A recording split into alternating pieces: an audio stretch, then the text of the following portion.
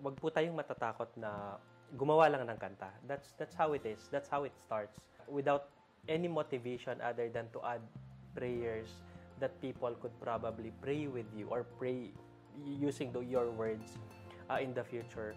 Kasi kung yun lang yung motivation mo, although may birth pains, yeah, I can attest to that. Pero it's all worth it.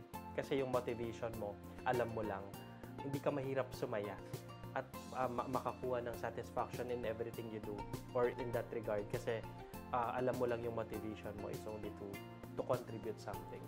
For me, ang advice ko is, if you think you have the talent, yung skill, and if you think God is calling you to a ministry of writing songs, just let yourself be guided by the Holy Spirit na gumawa, mag-compose, sumulat ng mga kanta. Then,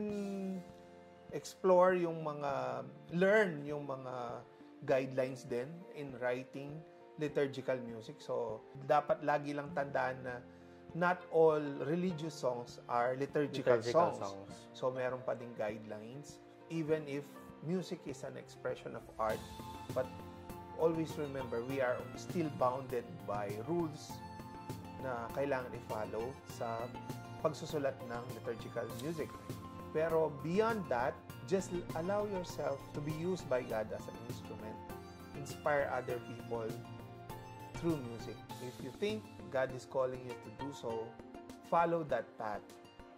Just let God and the Holy Spirit guide you in starting a ministry in writing songs.